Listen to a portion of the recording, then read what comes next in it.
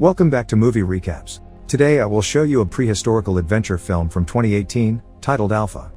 Spoilers ahead. Watch out and take care. 20,000 years ago in prehistoric Europe, a small group of hunters led by their leader Tao gets ready to attack a herd of steppe bison. They create a wall of spears that causes the bison to stampede off a cliff, but 3 of them stay back, and one particular bull goes after Tao's son Keta.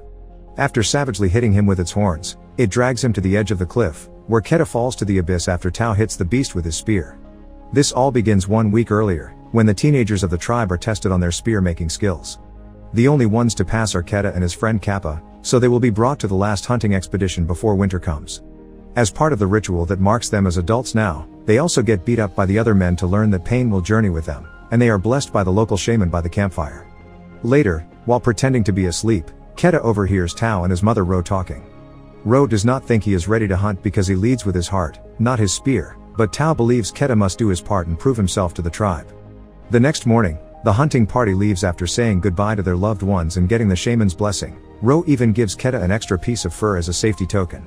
The party begins traveling across the land by following the sacred path left by their ancestors, who have made a series of rock sculptures that leave a trail for them to follow. The hand paintings on them point at the direction they must take to the hunting ground. During the trip, they come across another hunting party led by Zai, an old friend of Tao's who has recently lost his son.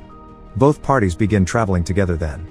Whenever he has the chance, Keta tries to prove himself to his father, but he is not able to start a fire and cannot bring himself to kill the boar the other men capture, so he feels like a failure. One night, while they are eating by the fire, they hear a noise behind them, so they swiftly jump onto a defensive position. When nothing comes, they quickly relax, which proves to be a mistake. A cave lion suddenly jumps out and snatches Kappa, who it takes away to feed on. The next morning, the men build a cairn to give Kappa a memorial service that symbolizes the passing of one's spirit to the afterlife. The trip continues with only stops to hunt and rest. One evening, when they find a large and safe cave to sleep in, Tao takes the chance to make Keta get a tattoo of the constellations just like him. That way he will always find a way home. It takes a good amount of days, but eventually, they find a trail of dump that takes them to a herd of steppe bison, which brings the story back to the beginning. As he falls, Keta tries to hold onto a rough cliff edge, but he slips and lands on a further ledge, where he breaks a leg and falls unconscious. Desperate to save his son, Tao tries to climb down, but his fellow hunters stop him, pointing out it is too late. While the men bring the sleds to carry the bison on, Tao stays by the edge of the cliff, crying in denial. Now that their hunt has been divided equally, Shi's party leaves on their own to return to their home, so Tao's group has one last night of camping before convincing their leader it's time to move on. The following morning, Tao builds another cairn while tears of grief continue to fall. Many hours after the party is gone, a vulture lands on Keta and tries to feed on him. This makes him wake up, and after pushing the bird off him by wringing its neck, he realizes the situation he is in. Dragging his broken leg behind him, Keta tries to climb down, but there are not enough rough edges for him to hold on, and ends up hanging in there for a long excruciating moment. Soon after, a storm arrives and begins flooding the ground below him, so Keta comes to terms with what he has to do and lets go of his grip, landing in the water and falling unconscious again. When he wakes up the next morning, it has stopped raining and the flooding is gone. After drinking water from a poodle and splinting his injured foot, Keta slowly makes his way back to the top of the cliff, where he finds the memorial his father left for him. But Keta kicks it out in frustration when he realizes he has been left behind and must find his way home on his own. Keta begins traveling alone. He feeds himself bugs, fills his canteen in any poodle he can find, and climbs trees to sleep safely at night away from predators. When a pack of wolves finds him in the middle of the day, Keta runs to a tree again, stabbing one of the wolves when it grabs his leg before he finally climbs to safety. He stays on top of the tree until the wolves get tired of waiting and they all leave except for the one Keta injured.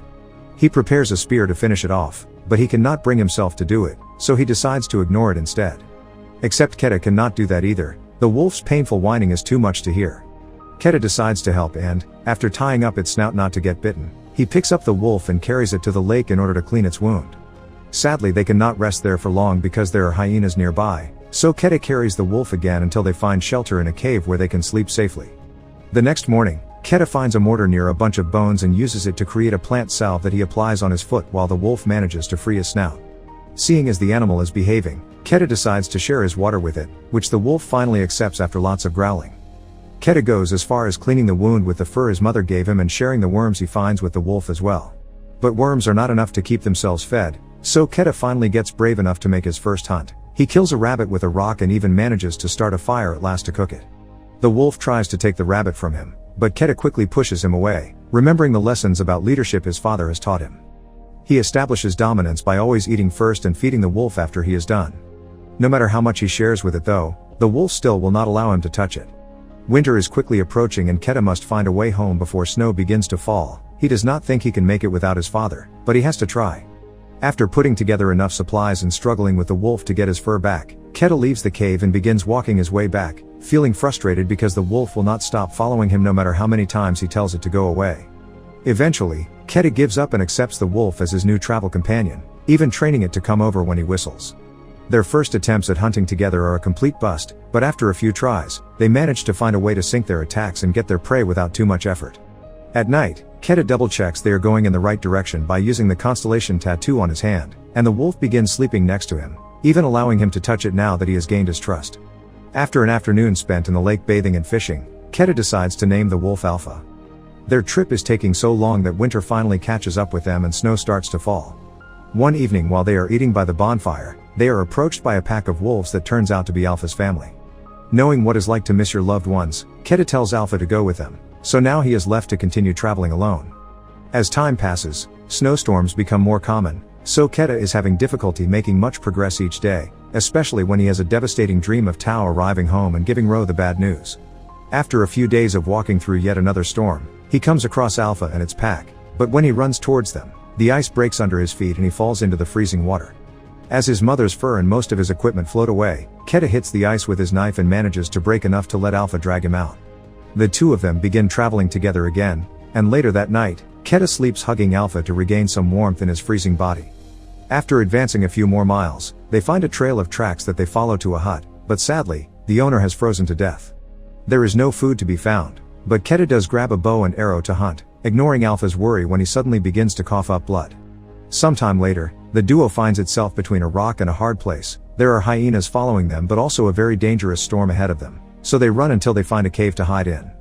Unfortunately, the place is not empty. There is a cave lion that does not hesitate to attack them. Alpha fights it fiercely while Keta puts the arrow on his bow, concentrating to hit the right target. He manages to kill the lion and save Alpha, who still comes out heavily wounded from the fight. When they go back to very slowly traveling in the middle of the snowstorm, they find the sculpture that marks the sacred path, so Keta knows they must be close. His hope gets stronger when the northern lights appear above them one night, a sign that his ancestors must be guiding them. However, Alpha is too weak to keep going, and one day he finally collapses. Not wanting to leave his friend behind, Keta begins to carry the wolf in his arms, ignoring the fact he is also weak and continues to cough up blood. The conditions are so harsh that Keta eventually collapses as well. But then, he finds encouragement in a memory that comes to him in a dream. It is the conversation he overheard his parents having the night before they left. To help Ro not to worry, Tao had told her Keta is stronger than even himself knows. With newly acquired strength gained from his father's belief in him, Keta wakes up and picks up Alpha again, carrying it through the storm until they finally make it back to his tribe. Nobody can believe what they are seeing, and Tao cries as he tells his son how proud he is before taking him and the wolf into a tent to be taken care of. After Keta is patched up and fed, the shaman examines Alpha, quickly realizing what its problem is. Alpha is actually female, and she is giving birth. All the puppies are born safely and healthy, and the tribe welcomes them as part of the family. Years later, once the puppies have become proper adult wolves, they are assigned to hunters as partners and are taken to the next great hunt before winter. Make sure to subscribe and turn on notifications so you can watch more videos like this. Thanks for watching.